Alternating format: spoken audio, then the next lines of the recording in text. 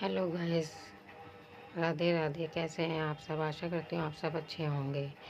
मेरा वीडियो बहुत दिनों में आ रहा है, इसलिए मैं आपके से सबसे माफ़ी मांगती हूँ।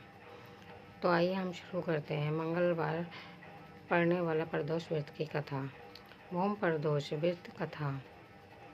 जो प्रदोष मंगलवार के दिन पड़ता है वह प्रदोष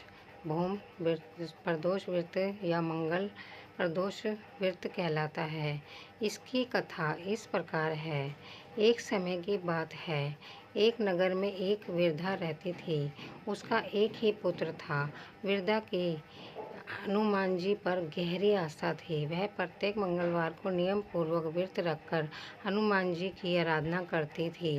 एक बार हनुमान जी ने अपनी भगतनी उस वृद्ध महिला की श्रद्धा का परीक्षण करने का विचार किया।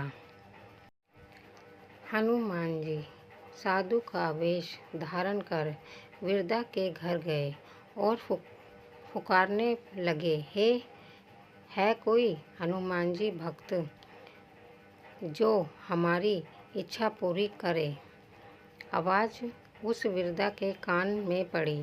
पुकार सुन वृद्धा जल्दी से बाहर आई और साधु को प्रणाम कर बोली, आज्ञा महाराज।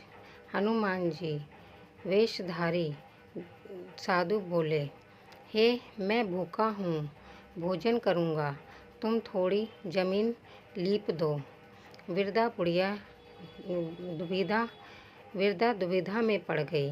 अनंत हाथ जोड़कर बोली, महाराज लीपने और मिट्टी खोदने के अतिरिक्त आप कोई दूसरी आज्ञा दें, मैं अवश्य पूर्ण करूँगी। साधु के 3 बार प्रतीक्षा कराने के पश्चात कहा, तू अपने बेटे को बुला, मैं उसकी पीठ पर आग जलाकर भोजन बनाऊंगा। यह सुनकर वृद्धा घबरा गई, परंतु वह प्रतिज्ञाबद्ध थी। उसने अपने पुत्र को बुलाकर साधु को सौंप दिया।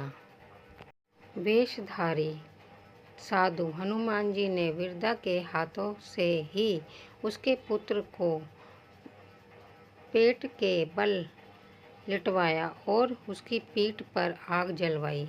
आग जलाकर दुखी मन से वृद्धा अपने घर में चली गई। इधर भोजन बनाकर साधु ने वृद्धा को बुलाकर कहा, उनका भोजन बन गया है,